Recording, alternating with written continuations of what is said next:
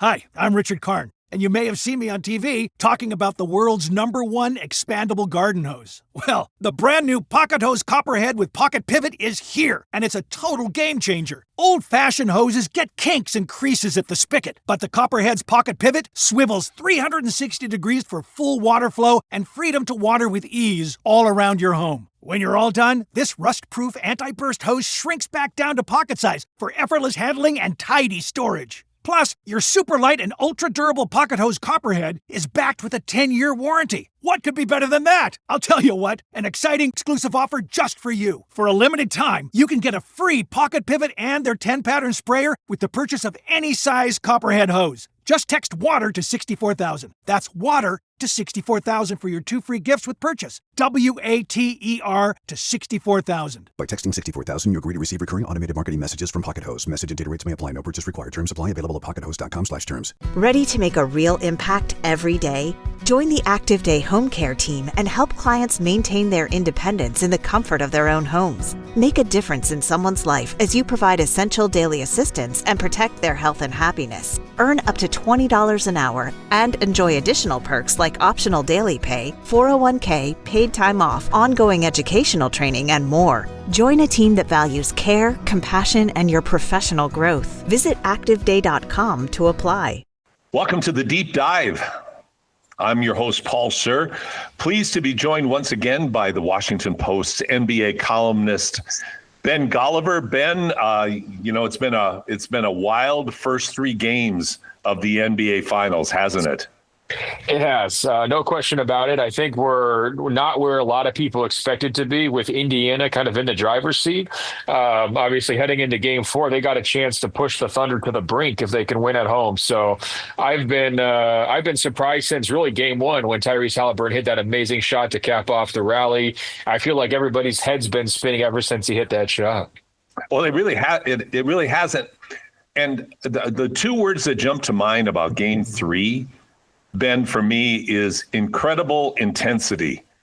I once in a while you see something special in any sport. And I think last weekend, for instance, we saw something special in tennis in the match between Sinner and Alcaraz.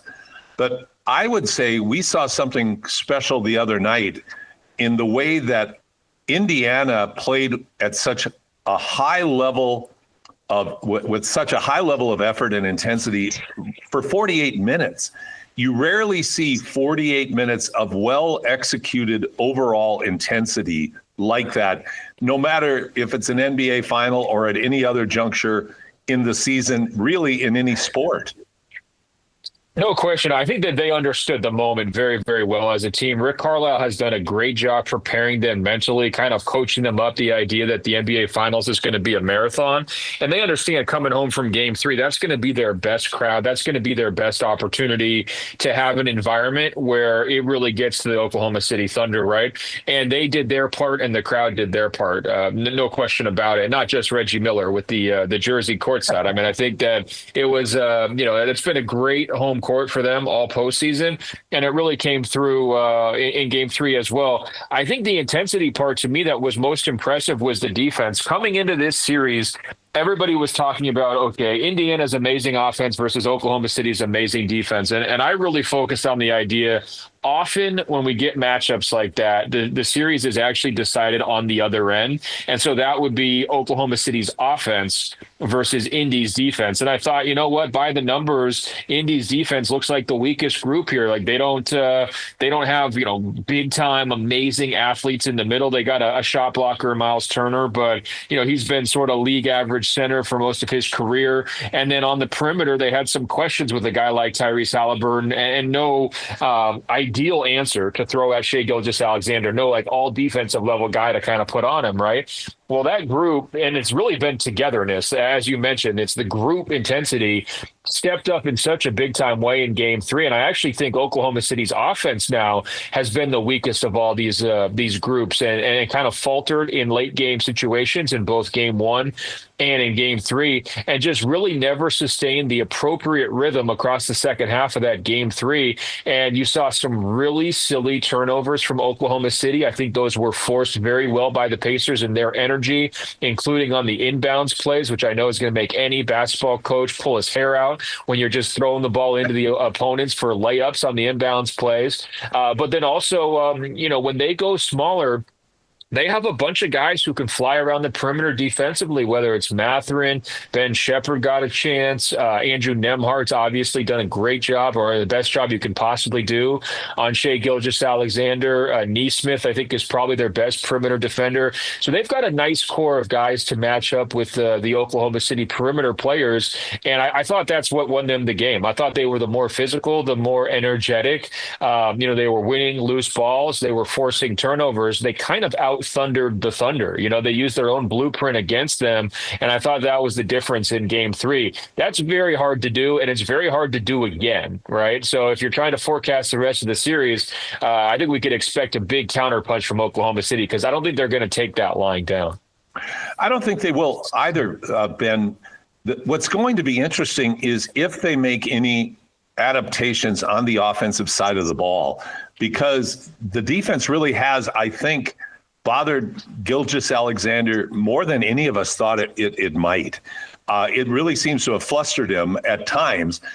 Some of it has to be attributed to the way that the officials are calling the playoffs this year leading into the finals, because regular season, Gilgeous-Alexander would have been at the free throw line a lot more the other night in particular. But the physical play that was allowed to carry on was something I think. Now, first of all, I think it's great for basketball. That's number one. And number two, that's something that Oklahoma City is going to really have to look at. And are they going to have to actually do something that they haven't had to do for Gilgeous-Alexander this year? And that is start setting screens for him. Yeah, well, I think it's a great point in terms of the way they're calling the games, allowing stuff to go, allowing it to be a physical and intense game. To me, this is probably the best basketball in the finals that we've gotten since maybe like 2016. If you look back over the last decade, we've had a lot of one-sided NBA finals where, the champions were great, but then maybe the runner-up wasn't quite up to snuff. And in some cases, injuries played a part, or maybe there was a little bit of a letdown series. 2022 with the Warriors and the Celtics was also a great series. But in terms of pure hoops, and not really a lot of off-court drama or anything like that, I mean, that's what this series has really brought to the table in a big-time way. And I agree, the refs have kind of stayed to the background, which has been, I think, good for the sport and good for the players, too. In terms of how do you free up Shai, well, they've tried a few different things. They just can't get their three-point game going, right? The ball movement really hasn't been there on offense for Oklahoma City. All season long, it was about drive and collapse and then pass around the perimeter, go from a good shot to a great shot and get a wide open three. Well, that has just really been ground down in this finals. Indiana's done a nice job of helping and recovering to take away some of those threes. And you're seeing some of these young guys look a little bit shy when it comes to be their turn to shoot.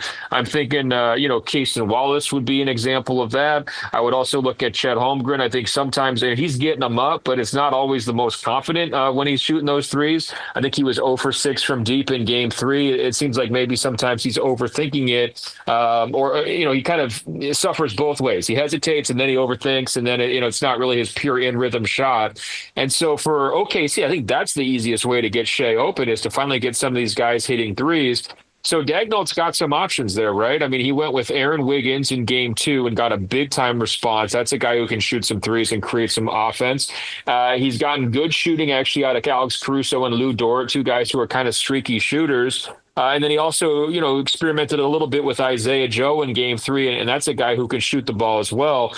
So for me, I think the answer is you got to figure out a way to get the court a little bit more open for Shai, and that's going to require getting more shooting on the court, and it's going to require those guys being ready to step up and hit their shots. And that's one of the challenges here, when you're talking about two pretty young teams in the finals.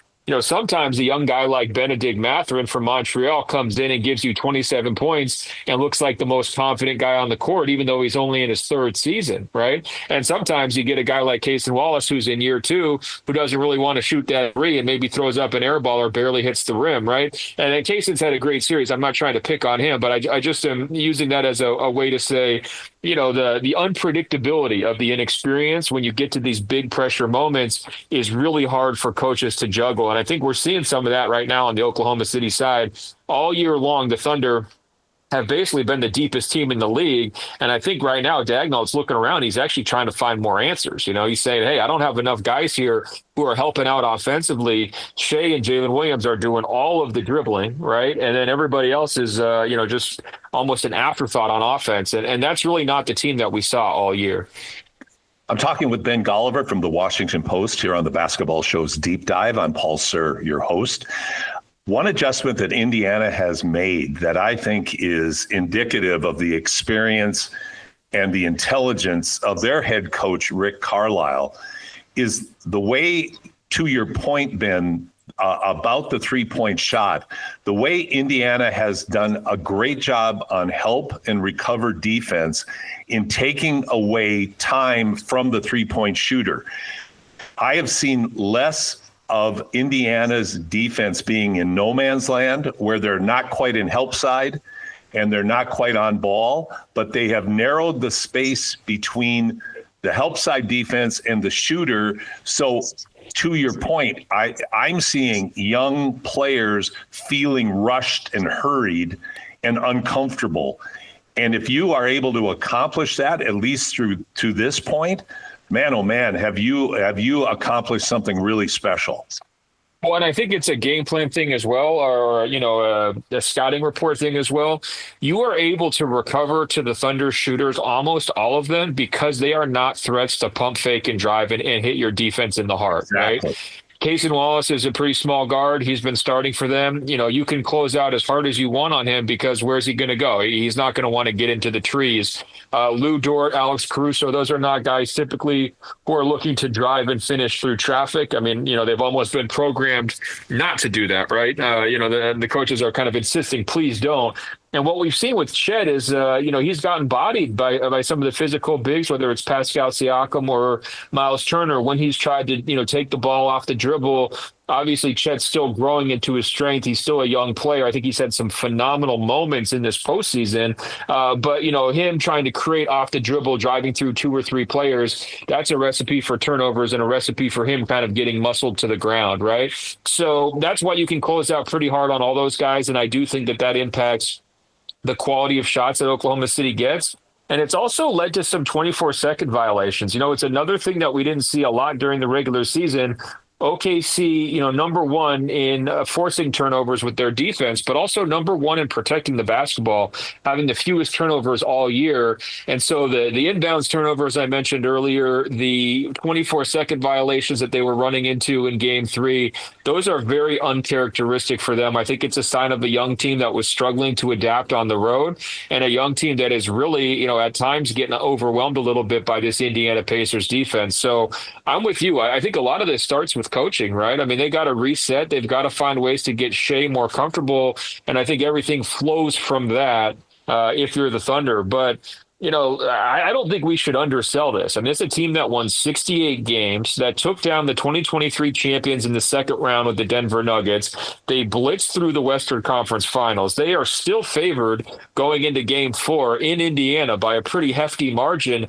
Even though they're young, this is an incredible team. And so if they don't get this done, this is going to be one of the all-time what-ifs. I mean, I even look at the Thunder when they made the 2012 Finals. That was a what-if, because they were so young, and obviously they got knocked out by LeBron James and Dwayne Wade, and they never made it back, right? Like, you can't squander these opportunities. We all agree OKC's future is very, very bright, but if you have a 68-win team and you run through everybody in the regular season, you got to finish the job here in the playoffs. And so I think the pressure is really up on their coaching staff and on their players to even the series in Indiana, and then eventually to pull this thing out, whether it takes 6 or 7, I don't know what their formula would be, but, I think they should be feeling the heat. Don't you agree?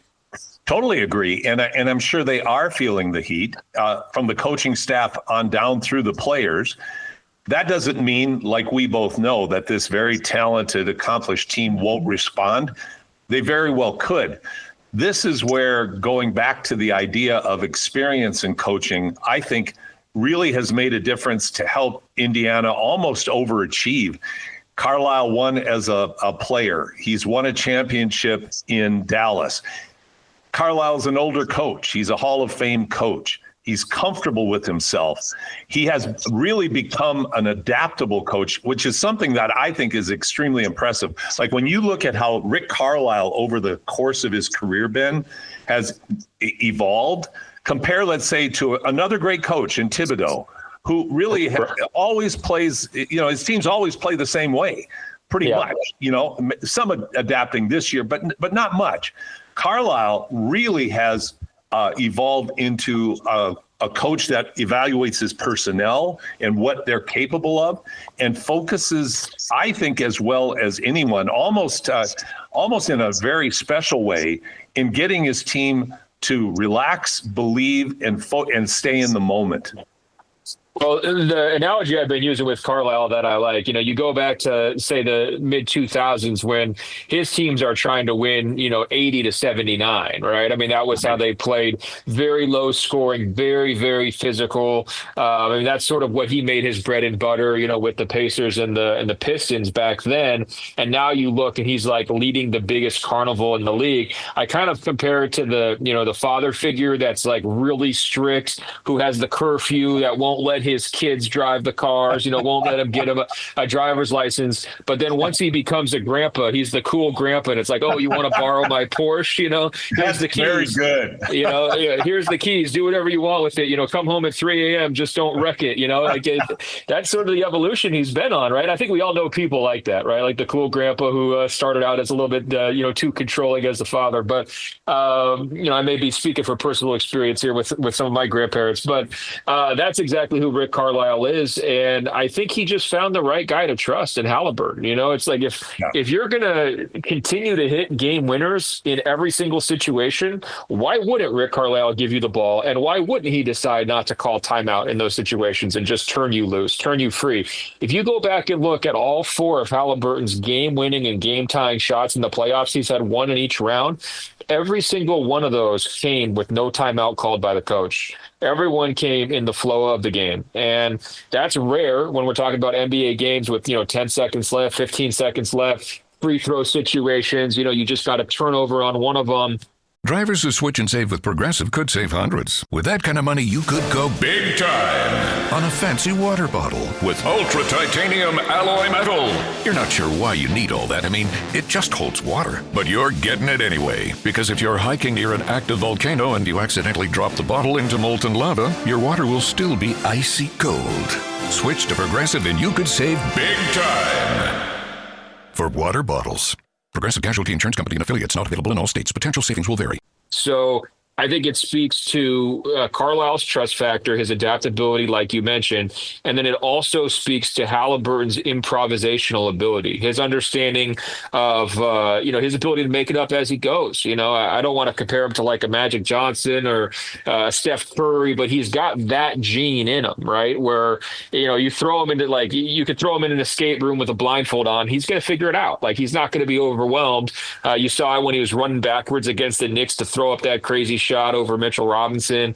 You saw it in the scramble play in game one where he sizes up Cason Wallace and realizes, I can get a jumper here. Very, very good at thinking on his feet. And I think that's been one of the key characteristics that has bred the trust with Rick Carlisle. Because you go back earlier in his career, like there was clashes. Like he had a big clash with Rajon Rondo, borderline Hall of Fame type player over control of the offense. And they did not see eye to eye. It got pretty ugly there for a while. And so I think, it does speak to Rick's evolution, but I think it also speaks to, hey, this is a guy who doesn't turn the ball over, makes good decisions, and, knows how to get his shot when the game is on the line. I think I'll go back in a little bit of history about where coaching evolution or coaching chemistry between the coach and key players can really alter the course of a season and the course of a franchise. Now, they never won a championship in Phoenix, but I firmly believe Steve Nash would not have been an MVP, would not be in the Hall of Fame if he didn't play for Mike D'Antoni. That's my thought. Maybe I'm wrong on that. That might be a stretch. Nash was great, but D'Antoni unleashed him.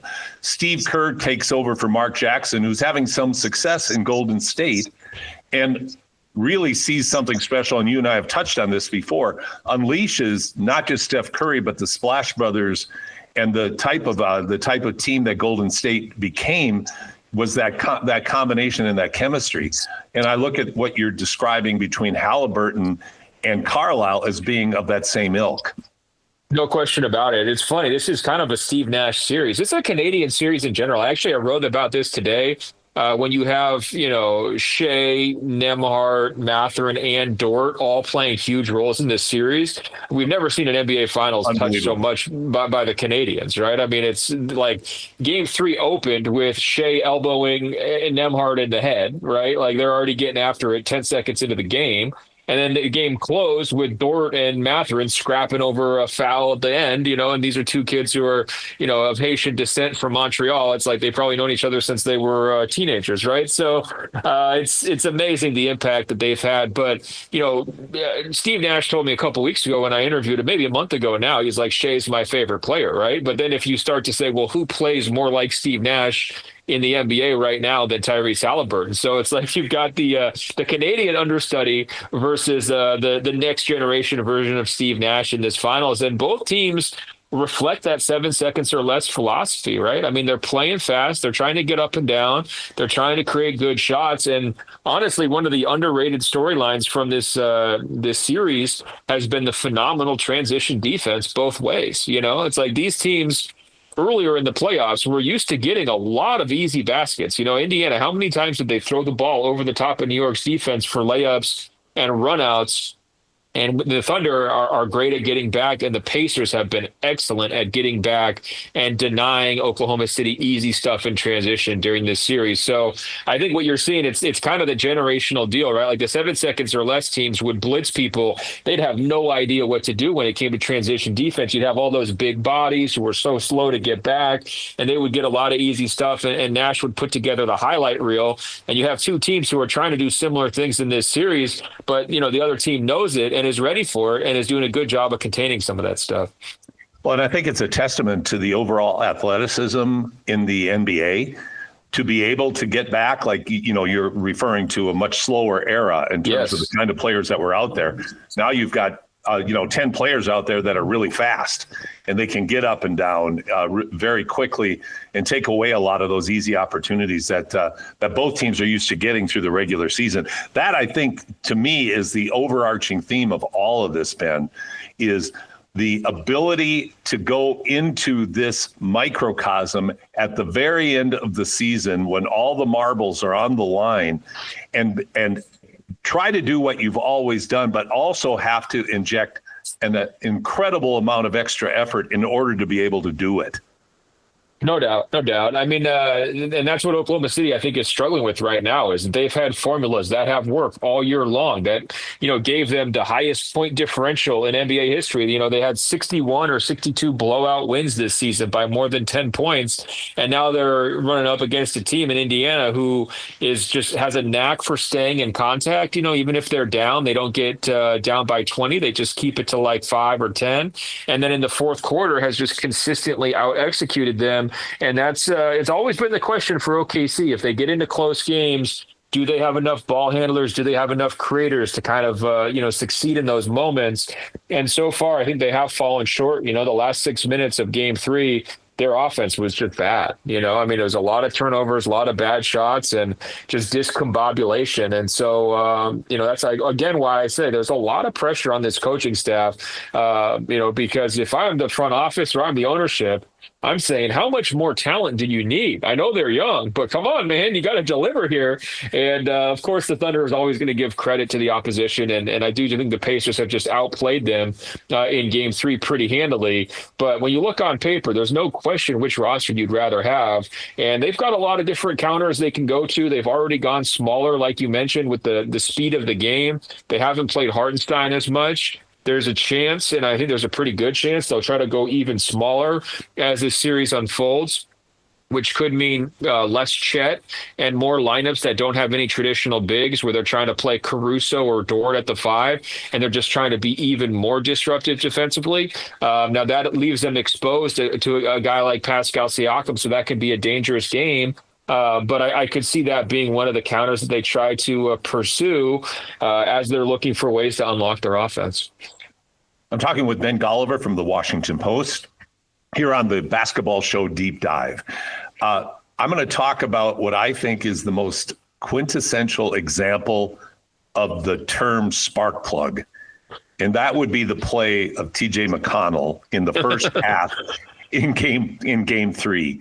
That was a remarkable run when McConnell came in and absolutely sparked Indiana, who was, struggling a bit in the early minutes of the game against OKC. McConnell came in and changed everything.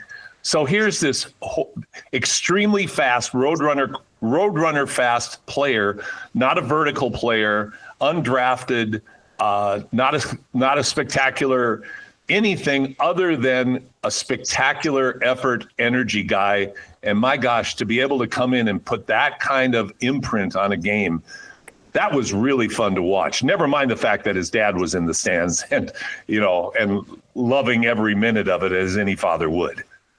Yeah, it was crazy. I mean, especially on the inbound stuff, it's like you have to prepare for that if you're OKC. Like, this is what this guy is known for.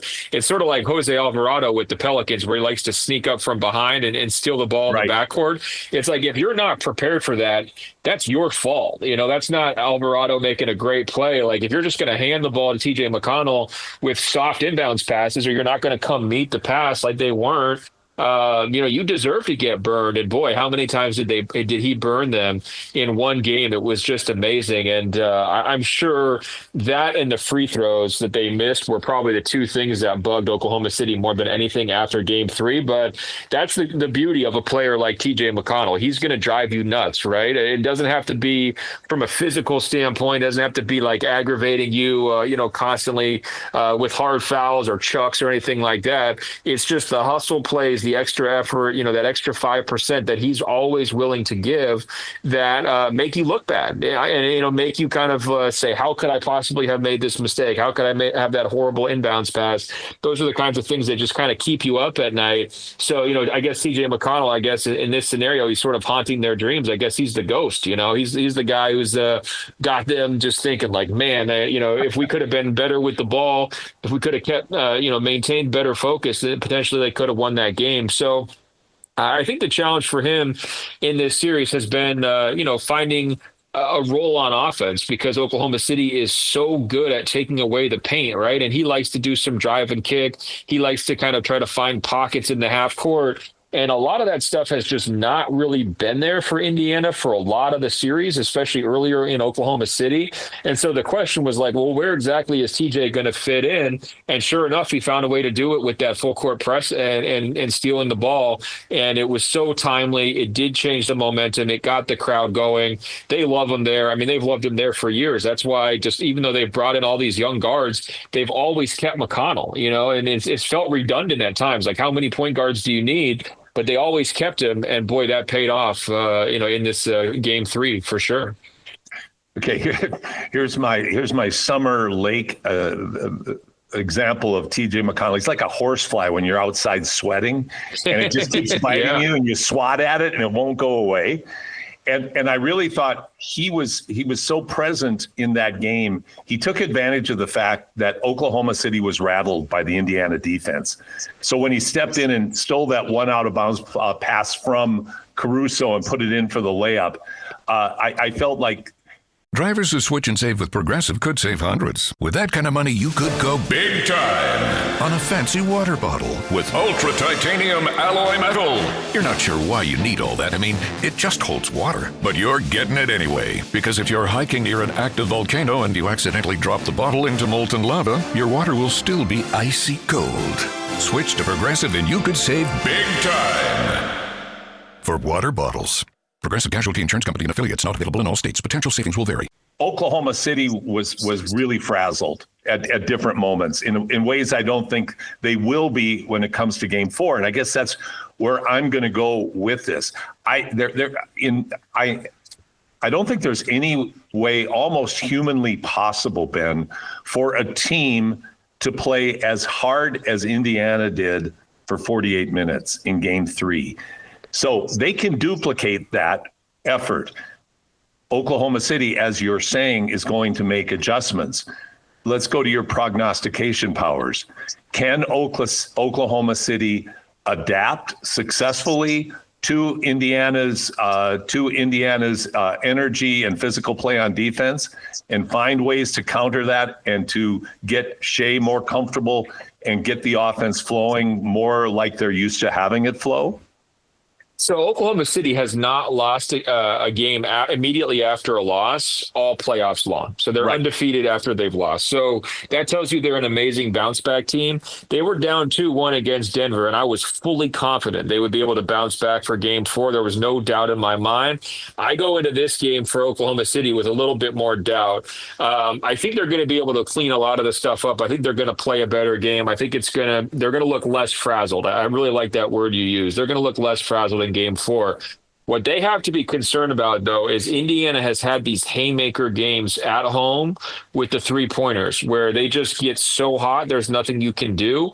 They did not have that game in game 3. They won game 3, even though they shot very poorly from outside, which is one of the most surprising things about that game 3. And so I think the hesitation that I have is Oklahoma City could play a much, much better game. But if Indiana gets its 3-ball going at home, like we saw they did against Cleveland, I don't know if you remember that game where they blitzed them off the court. That would be the scary part if I'm Oklahoma City, because at that point you probably don't have enough 3-point shooting to keep up with them, and it could get away from you. So I lean Oklahoma City in game 4. It does feel like we've got a really competitive series. There's only one off day here between game 3 and game 4, so all that extra energy Indiana expended that you mentioned, that could come back to their legs a little bit in game 4. But, my hedge is just that Indiana still has had really just 1 out of 3 games where they've shot the ball very well from 3. If they do that again in game 4, it's going to be real, real tough for Oklahoma City to keep up. Ben, I wanted to make one other point about my theory on what McConnell did that I don't think really has had any attention paid to it.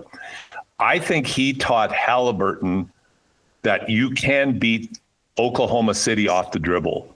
You can get by them, because when he came in, he was going by his check at will because he attacked them hard closer to half court.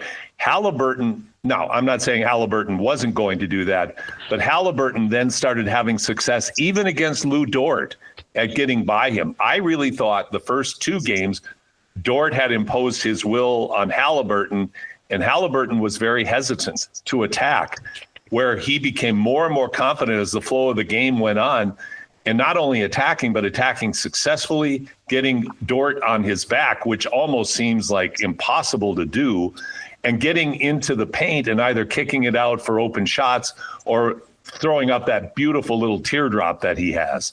What are your thoughts on that point? No doubt. The one thing I would add is that Halliburton had a couple threes off the dribble from the top. And for Indiana, because Turner hasn't been shooting the ball well, their spacing at times has not been as good as it could be because they don't have that threat up top.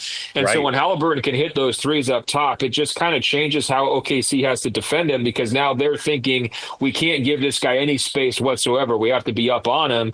And then that's where the opportunity comes to kind of go by them, right? Like if you get to play him straight up and you're not worried about him shooting the threes, he seemed a little bit hesitant at times. He was kind of taken out of the games, the first couple of games in Oklahoma City, at least until late, where he had the incredible fourth quarter, right? But he started both those games very passive. He just made himself easier to defend.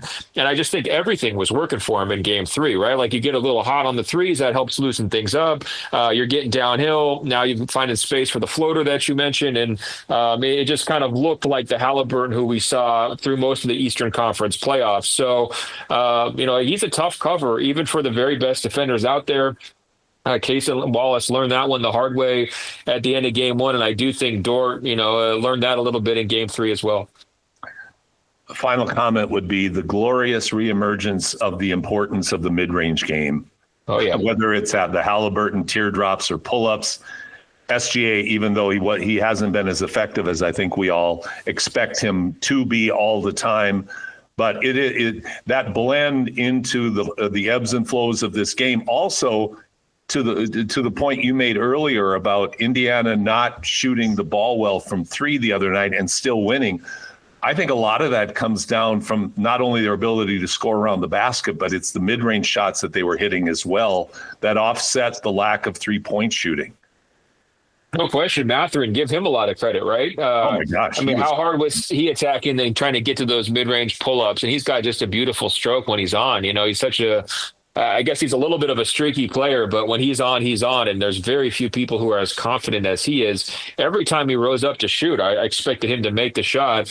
I can't remember if I told you this story, but, you know, I did an interview with Mathurin before the NBA draft in 2022.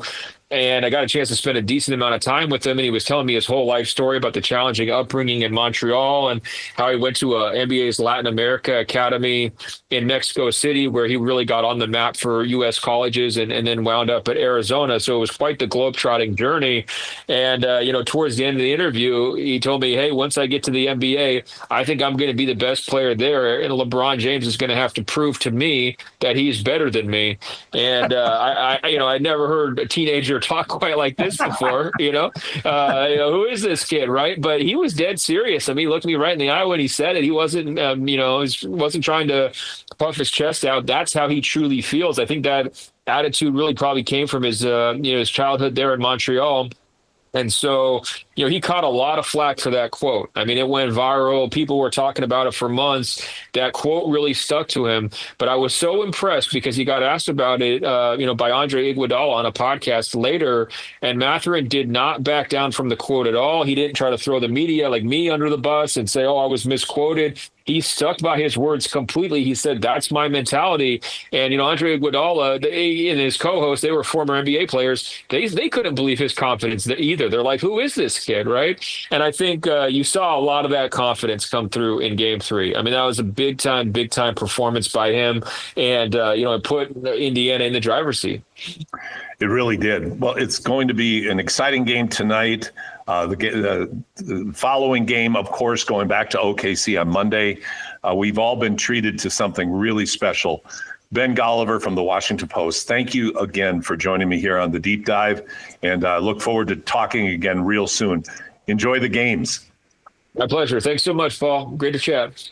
Great to chat. That was Ben Golliver, Washington Post, joining me on the basketball show Deep Dive.